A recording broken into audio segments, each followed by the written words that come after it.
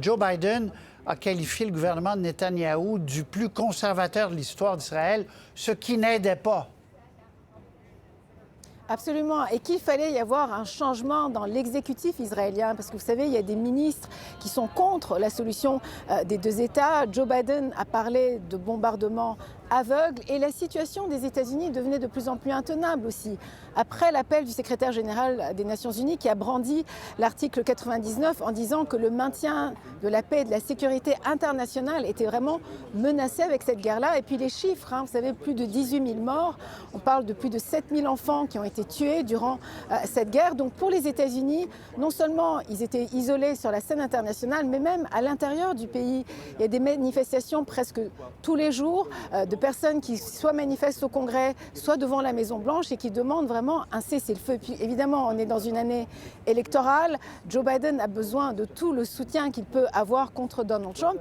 Et là, beaucoup d'électeurs qui normalement votent pour le Parti démocrate ont dit qu'ils n'allaient plus voter pour Joe Biden à cause de son soutien indéfectible à cette guerre-là. Donc hier, Joe Biden a changé de ton. Il a vraiment dit que voilà, qu'il fallait y avoir des changements dans l'exécutif israélien, qu'il ne faut pas faire des bombardements, il faut vraiment protéger la population civile.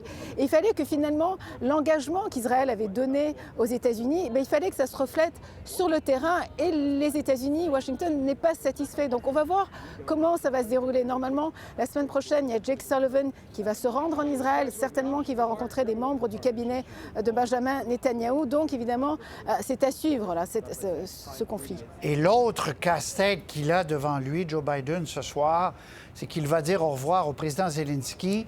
Et il y a 61 milliards d'aides pour l'Ukraine qui sont bloquées au Congrès. Voilà, il y a quelques heures, enfin il y a environ une heure, ils étaient ensemble au bureau ovale en train de discuter. Donc il y a ce 61 milliards de dollars. Beaucoup d'élus républicains s'y opposent en disant que premièrement, ils ne savent pas où cet argent va, qu'il n'y a aucune surveillance si vous voulez, et ils ont l'impression que le 100 milliards de dollars qui avaient été déjà donnés à l'Ukraine, et bien finalement, qu'est-ce que ça a donné? Qu'est-ce que plus d'argent va donner? Donc il y a une résistance sur ce plan-là, et puis évidemment, et également sur la frontière américaine avec le Mexique. Beaucoup disent, écoutez, il faut surveiller nos frontières, il ne faut pas juste dépenser l'argent des contribuables n'importe comment, il faut d'abord assurer la sécurité de nos frontières. Donc c'est un peu ça le discours des républicains. Je vous propose d'écouter un extrait de Joe Biden suivi de Volodymyr Zelensky. Congress needs to pass a supplemental funding for Ukraine before they break for the holiday recess, before they give Putin the greatest Christmas gift they could possibly give him.